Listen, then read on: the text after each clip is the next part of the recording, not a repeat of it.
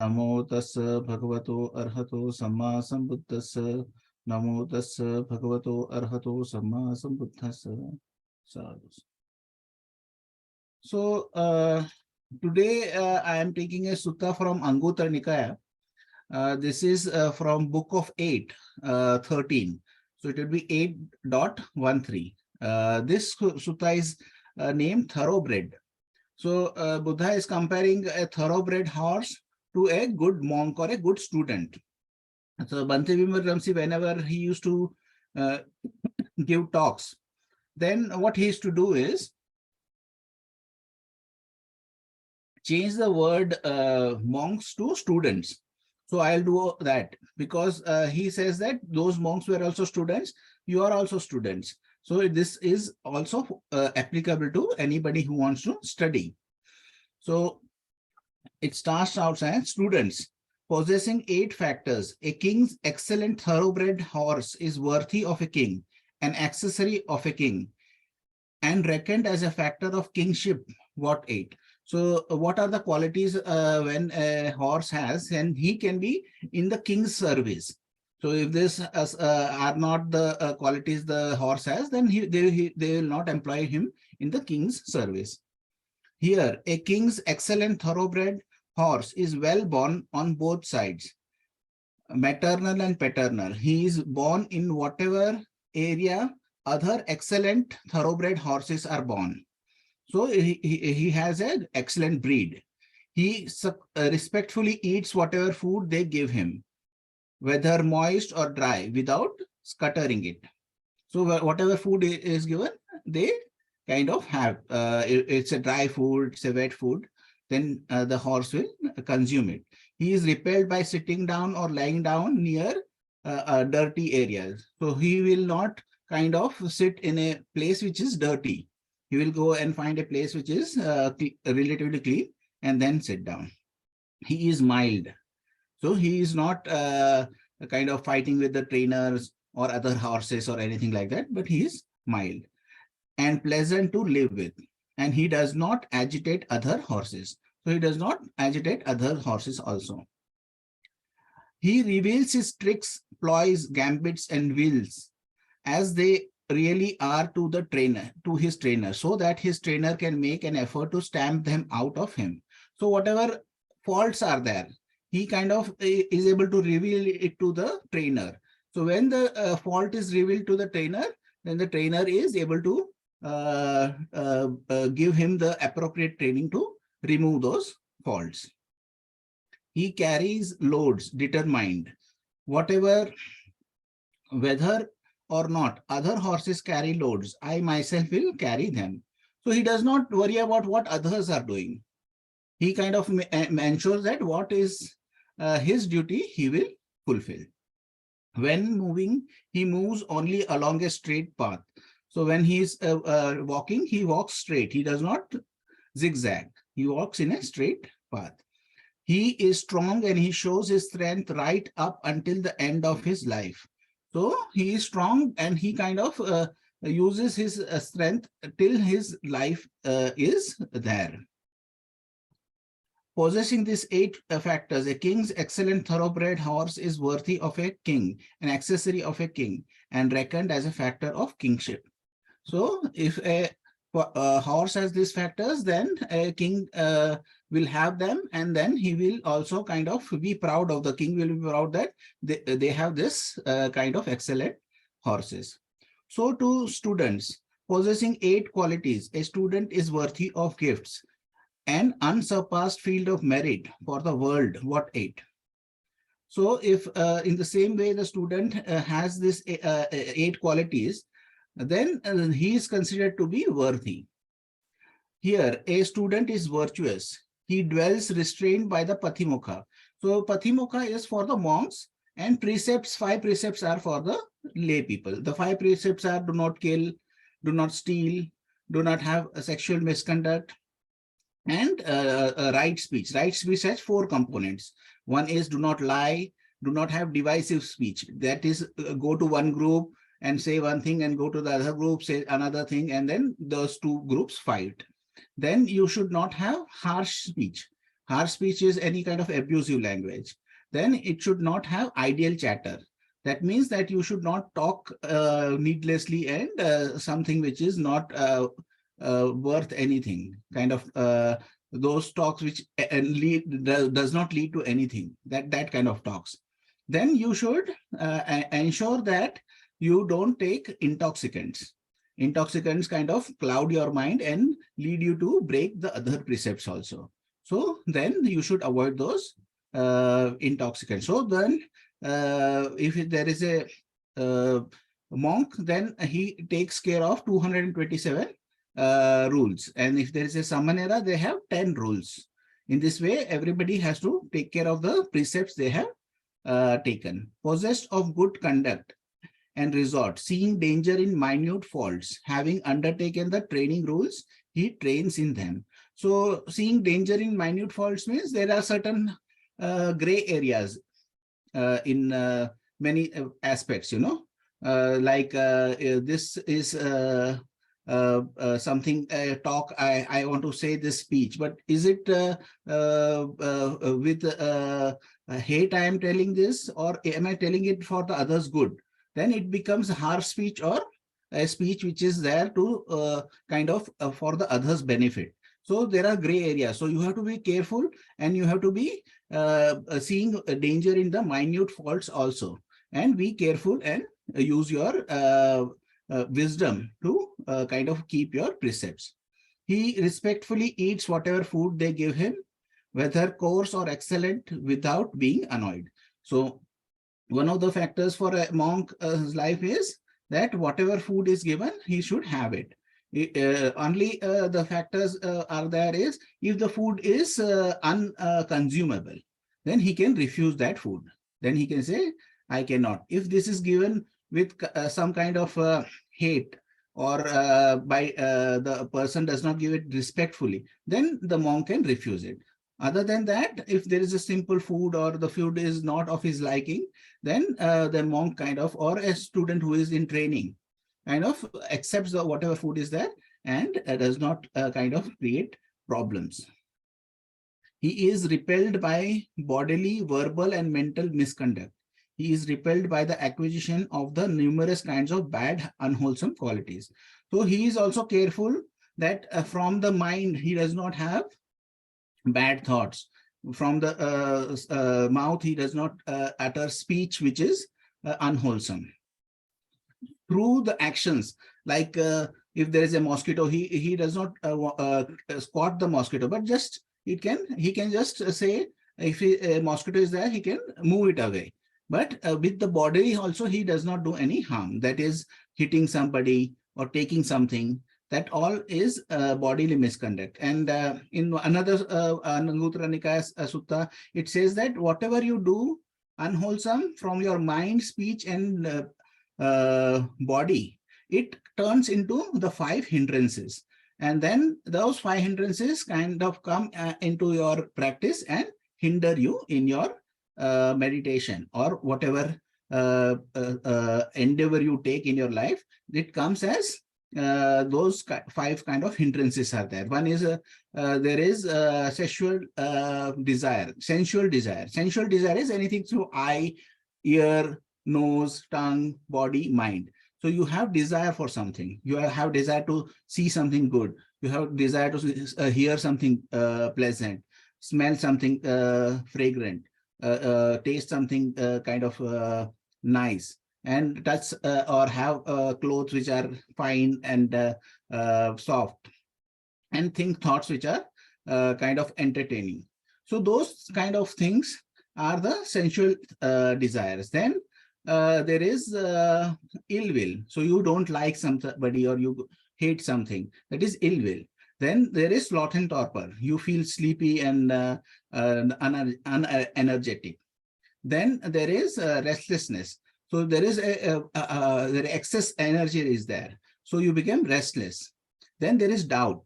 You doubt how this practice will kind of get you further. So all these things are result of the 3 bodily misconduct. That is the reason the person in training is careful that he does not do the 3 bodily misconducts. He is mild and pleasant to live with, and he does not agitate other students. So even in a retreat situation or in a monastery situation, when you are staying with others, you don't kind of create fights and make trouble for others. He reveals his tricks, ploys, gambits, wills, as they really are to the teacher or to his wise fellow monks, so that they can make an effort to stamp them out of him. So what happens is, how this is done is by confessing the wrongs he has done.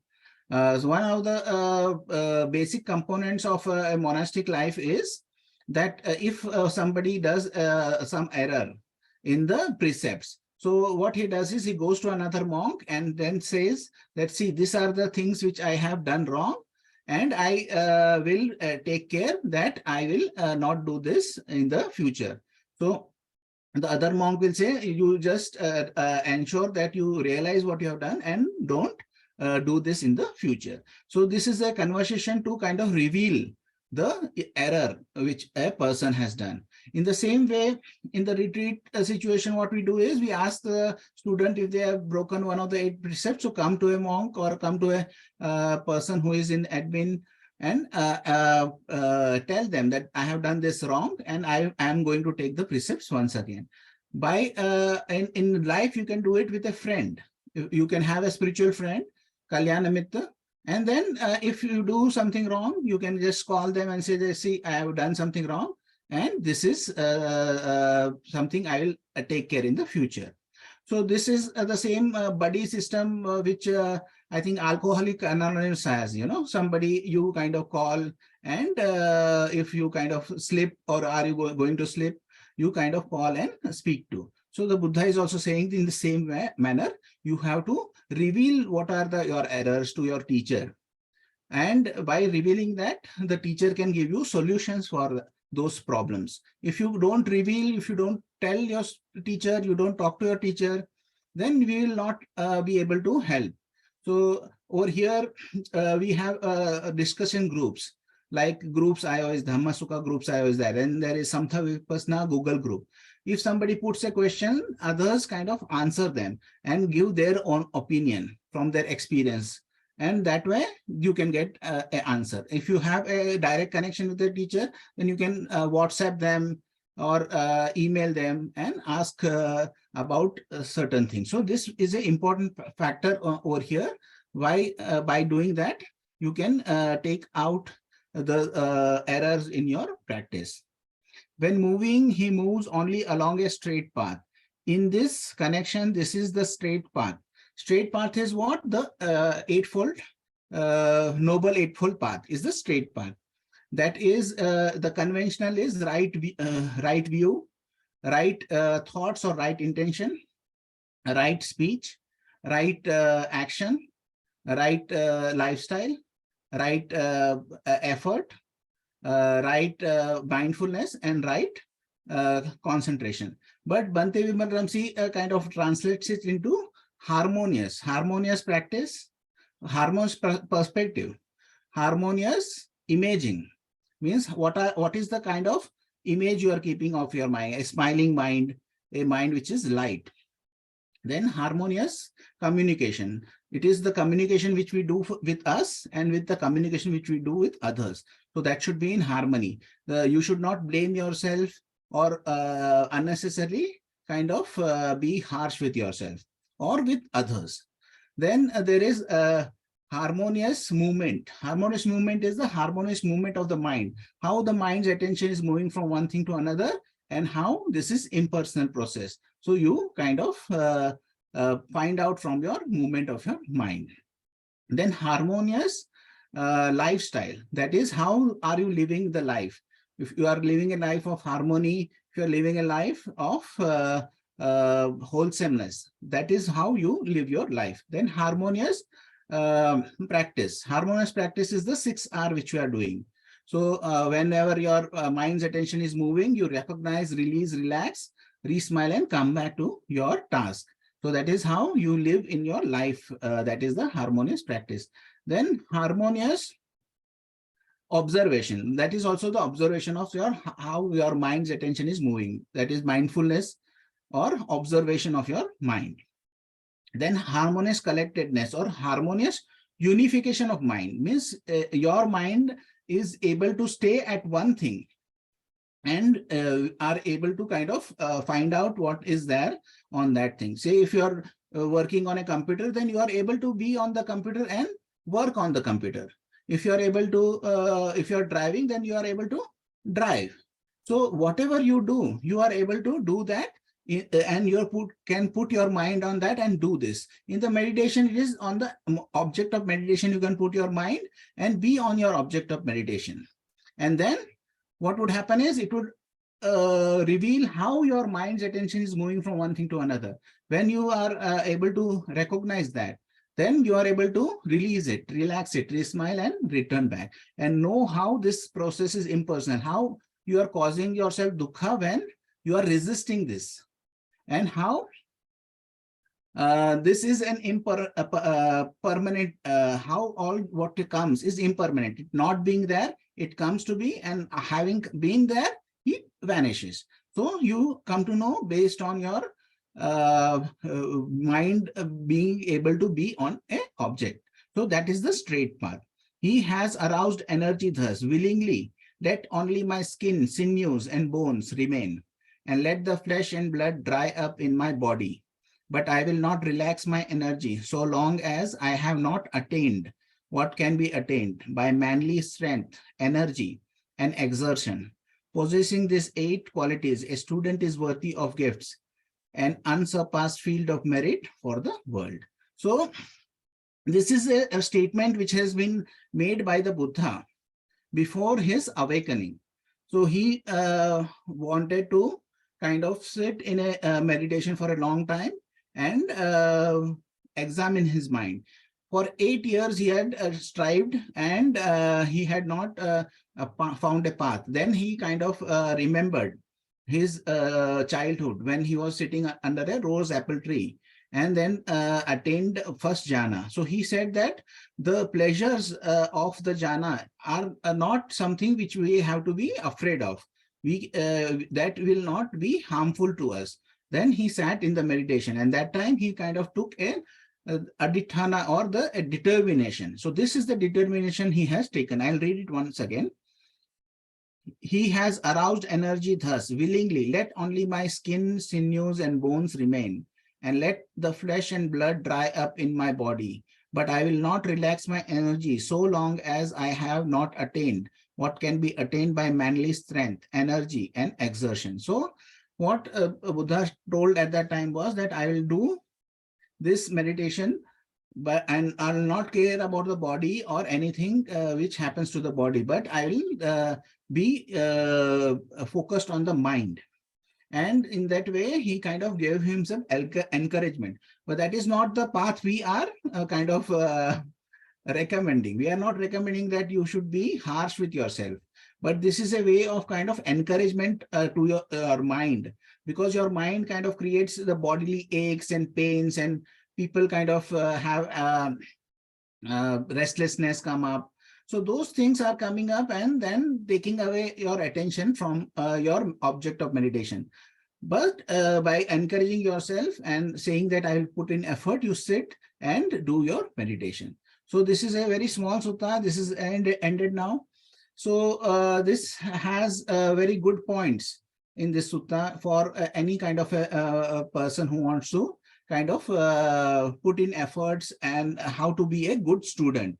So you should kind of follow this things which have precepts in it. It has kind of control over your senses, like having a food which is only required, not going after sensual pleasures, and being a good person, not to fight with others. So there are many kind of advices which are there, which is given in this sutta. So if there are any questions, we are open for questions.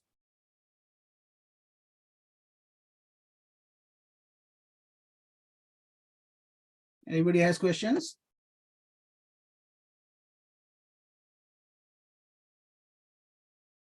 Yes, Maria.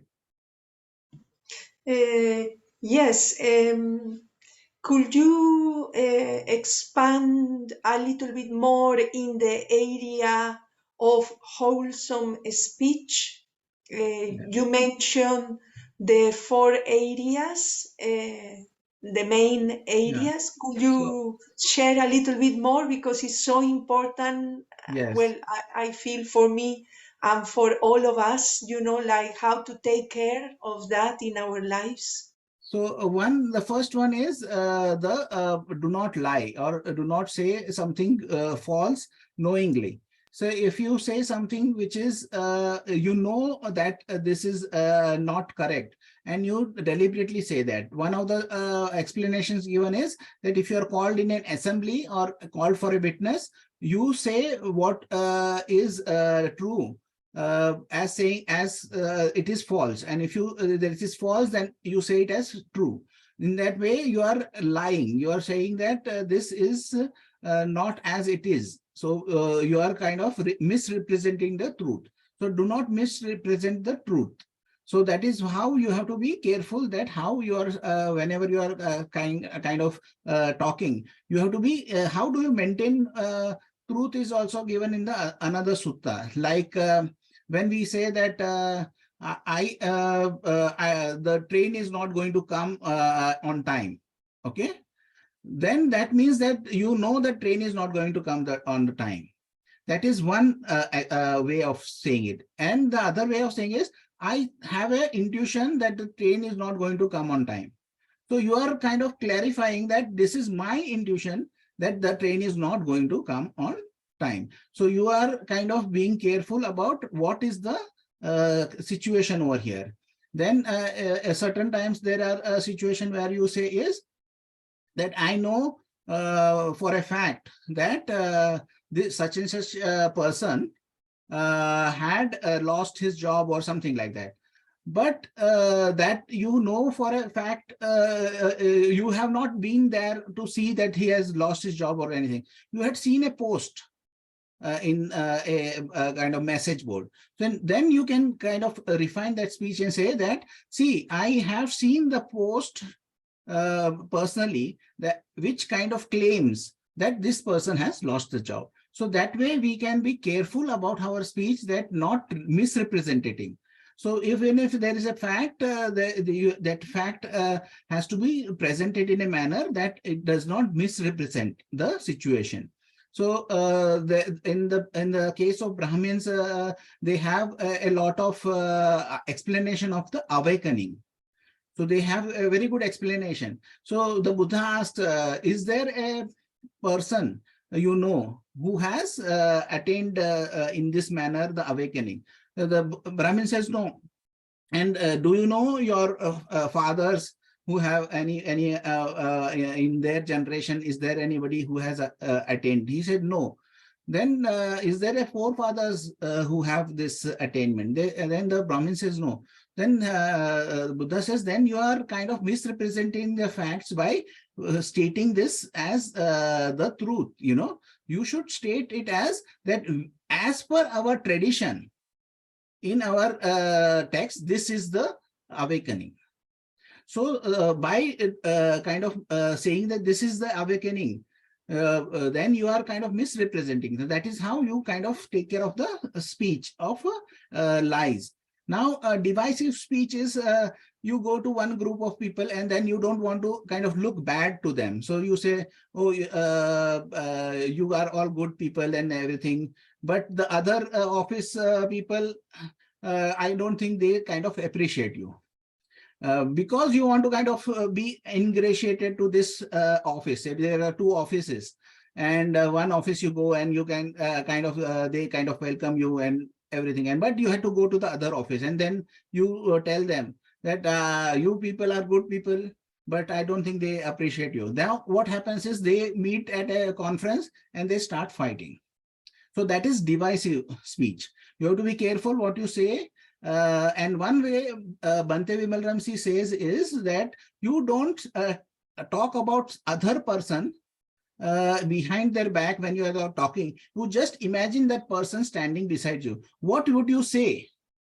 to another group of people, if that person was standing there. So just imagine that person, then you will understand that how you can kind of use the right speech. Because if he was there, they would not have talked in this manner, that they don't appreciate you. But if you kind of imagine that that person is there with you and then speak about him, then you will ensure that your speech is correct, and then you are not in trouble also. Then if they also kind of check with the other person what you have told, they will be able to say that, okay, that checks out, whatever he said. So in that way, divisive speech have to be avoided. The third is also slander. Slander, there is one extra. I'm giving 5 over here now. There is slander also. Now, slander is just going and kind of saying bad things about somebody. That slander is also to be avoided. So you go to somebody and then say something bad about it. Then that also is the principle of, you imagine the person being there in front of you. Would you have spoken in that way, same manner about that person? So you will be able to check yourself and check your speech, how you are doing your speaking. That is slander. Then there is harsh speech. Harsh speech is a speech which comes from ill will. Okay, it comes from a mind of cruelty. Okay, so what is the balancing factor for ill will? Metta. Okay, and the balancing factor for cruelty is karuna. Okay, that is compassion. So you have to use your faculties of metta and compassion, that is the loving kindness and compassion, in your speech when you are wanting to correct somebody. So see, you are angry about, say, a certain thing not happening. Say office was there or something, you had asked a worker to do something that was not done. Now you are angry about that thing. So you have to understand that when we are speaking with anger, then that speech can become harsh. Then you have to bring up the feeling of metta. Put your attention on the feeling of metta. And then say that point to them in a loving kindness manner. Or you can be stern that this thing was said to be this way. This has not been done. But there is no ill will behind that. So then that does not become a harsh speech. So you have to have the benefit of the other person also, because if I don't correct him, he will be doing that mistake once again, and then he will trouble some other person also. So then you can have that feeling of metta and a willingness to correct him for his benefit, and then you can speak to him. You can be stern. That does not make it a harsh speech. But you should not have a cruelty, a feeling of cruelty or a feeling of ill will to the person when you are speaking. Then you avoid harsh speech. Then ideal chatter is just talking about this and that, talking about politics, where you are not involved in politics. You are not voting. One person said that if you are not voting, then don't talk about the politics. And one other person kind of told me in my life is, do you know the local representative? Who is your local representative in your area? So there are 3 levels of local representative. One is the area has a local body, that is the city council or something like that. That representative is there. Then there is a larger area, the state representative is there. Then there is a national representative. That is how India's politics works. So he says that, do you know those 3 people in that area? If you don't know about those 3 people, then why are you talking about politics? Why are you talking about national politics? Because then that becomes a pointless chatter. So there is no point to that talk, and there is no result of that talk. And by doing that talk, you don't benefit and the other person does not benefit. So if you are knowing the person and if you know the representative, then you can talk specifics, that this person had promised a bridge in this area. That bridge has not been constructed. We should do something, a petition. And so that is a talk which is constructive. But when we are talking about, say in America, there is Republicans and Democrats or something like that. Republicans are doing this, Democrats are doing this. That has no kind of consequence, because it does not result in action. So that is idle chatter. Or the talks about actors, he did this and that. It has no consequence to our lives. So those kind of talk just wastes our time and waste our mental energy. And by wasting our mental energy, we will not be able to kind of put our efforts on our meditation or doing some wholesome things. In that way, it kind of hinders us. So that kind of talk also should be avoided. So those are the speech. Okay. Is there anything? Yes. Sharmaji, yes. Yes. How are you? Fine. You are at the center now? I am in Kalimpong. We just finished retreat today morning. Okay. I want to ask you one question. Yes. In continuation of the second aspect of Vimalaramsi, what he told, in front of others, we have to think that he is available and speak. Correct. When he is available and speaking, a sort of elderliness comes, and admonishing is coming to our mind. Correct. So what happens is, when you speak that in mind that he may also listen to the same speech. So you are able to kind of modulate your speech. You are not going haywire. You are able to kind of modulate your speech, and then that amount of information or what is relevant and true, you can say. One, we can say that you have to have the speech which is true. And whenever you have the speech which is true, then there is no divisive speech, there is no slander, and then there is no kind of harsh speech. But we realize that there can be some kind of factors which are there, like insinuating that this has happened. Those kind of things can also make it into a wrong speech. So you have to refine your speech, and you have to be careful. So that is how you can kind of improve your ability to kind of convey information in a manner which is truthful, and it is not hurtful to anybody, and it does not divide anybody, and it does not denigrate anybody, and then it does not waste my time and your time. Inside compassion is there at the same time. But outside appearance is lot of a little of admonishing because of the elderliness is there. Yeah, sometimes you have to be there. Sometimes you have to be there. There is one very good story about a construction which is happening in the presence of Ajahn Chah. Ajahn Chah was a great teacher in Thailand. So they were they were doing a slow job, and Ajahn Chah started kind of admonishing. Okay, fast. And the villagers also like that thing, you know. It's like a grandfather kind of telling you to, okay, good, okay, clean your room now. That means expectation should not be there. Huh? That means expectation should not be there. Expectation. My expectation, without expectation, I should speak. That is what you want to convey. Yeah, so that is what. So he was kind of admonishing everybody, go fast, do it this way, that way.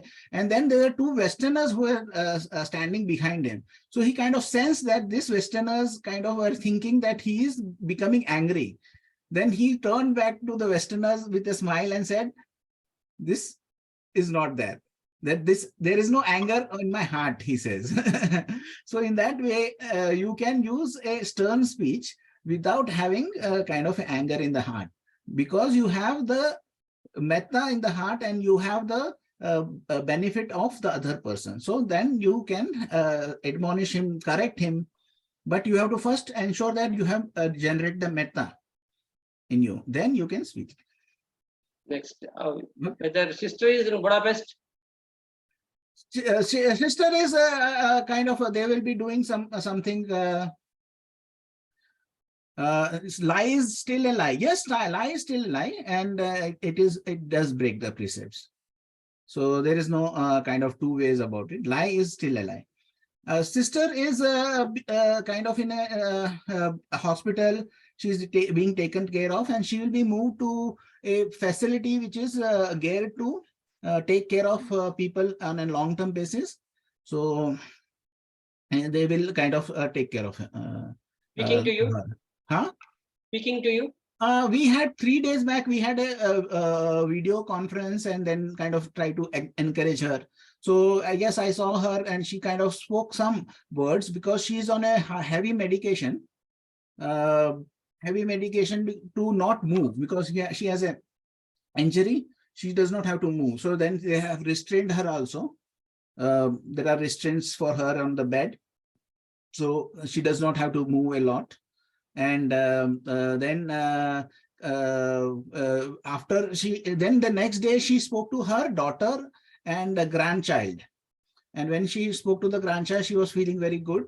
And then the next day, I think yesterday or day before yesterday, she kind of had, she had the strength to get up and sit on the bed. So she kind of felt good speaking to her daughter and grandchild, and she had this strength. And we have an ambulance service. We are talking to a place in Budapest. This is on the final edges. Everything is there. We have provided the finance also to them. We have given the money also to them, and they have the money to take care of everything. So it should happen. And they are very dedicated students of hers. They became kind of the main person over there. He became became her online student, and he was so convinced and so kind of dedicated from that moment. One retreat, online retreat, he kind of called her there and then took care of her, and all his kind of employees also learned from her, and she constantly was teaching them Dhamma. Every night they used to kind of have a Dhamma talk. So they have become very good support for her. So they are very dedicated, and she's in good hands currently. So hopefully everything will work out. Any news about Bhante? Bhante is also in hospital actually. See, Bhante, what happened is had a Bhante by kind of some coincidence also has a leg infection. He was in the hospital and he's being taken care of. Last news I got was he is also sitting and he's also eating and he's speaking. But there is maybe an operation or something like that may happen. So he is also in good hands, and David is taking care of him. So David said just this morning I got a news that he was good and speaking, and they were visiting him every day. So they said he's now out of at least no danger. He's not in danger or something like that. But there may be some medical procedure. So, okay, we keep sending metta. I'll tell you one thing which happens surprisingly. Where we were doing this retreat just now, it ended just this morning. While interviewing 2 days back, a student came and said that in the night she suddenly had a thought of Bhante. Okay, and she had a thought that she has to send metta to Bhante, and she started sending metta to, and she was in quiet mind. So she left that and went to metta, and she started sending metta to Bhante. And when she came to inform that in the interview time, just before that, I got a message that Bhante was kind of not feeling well. So it is a kind of coincidence that she kind of started sending metta around that same time where Bhante was being taken to the hospital. So by sending metta, I think, David wrote that it was a remarkable recovery in Bhante. So it is, I think, from all the people who are sending metta, so continue sending metta whenever you're sitting 5 minutes, you can send metta to Bhante and Sister Khema, and definitely they will kind of have better. We cannot say that full recovery is something we is not Some in our comfort. hands, but Some their comfort. comfort and having like equanimity of mind, or you can send equanimity or metta, and hopefully they will kind of heal at least. So everything is going good. Is there any other questions regarding this? There is a, it says, it means white lies is still a lie. Yeah, white lies, Bhante used to say that that is comes in the refinement, but certain times they say that you have to say kind of you can kind of limit the truth also. It does not mean that you have to reveal everything. Says tell the truth does not mean that you have to tell everything. You can withhold information. That is not a problem. Okay. White lies means you are telling something which is not correct, but you don't have to tell everything also. Telling the truth does not mean that you reveal everything.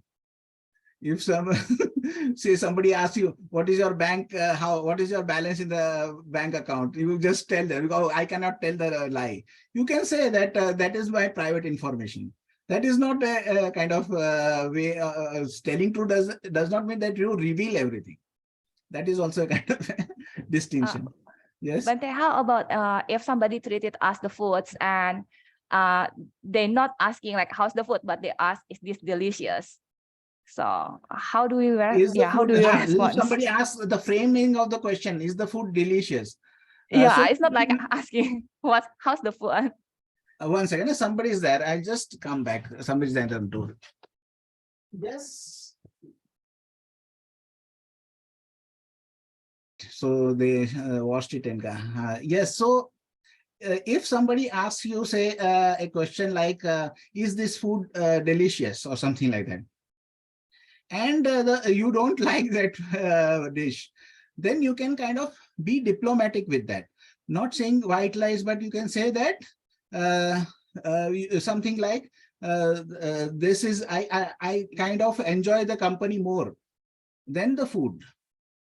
Something like that, you know, that is a diplomatic answer, which does not answer this thing. He's not happy with that, but something diplomatic you can say. Yeah. And that is that maybe the truth, you know, because we meet our friends for their company. Yes, tell me. Necessarily, we are irritating the other person by speaking all diplomatic answers. Sometimes we do that, but sometimes we can hurt them also. That's not correct. But when the food is delicious, by telling them this is not a good food, you can hurt them also. That is why I can say, when you are feeling happy because of that food, you say it is delicious. What is there? No, that is not the case. See, always you have to keep in mind the other person's heart also.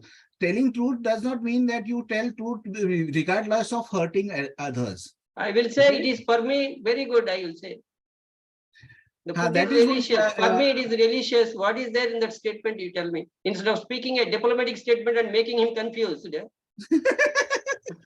That is one way of looking at it. Making him irritable and other things. Why you invite all such things? I will say that it is for me, it is happy. I am very happy with that. I will say that. Okay. That is the correct way of giving the answer, I feel. Please. You can say the truth which is over there. That is also a truth that we enjoy your company more. That could be a truth. Then you can say that we enjoy your company more.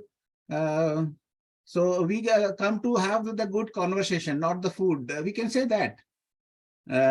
So that is one way of saying. One interesting point is that certain times by telling something, we can convey some information.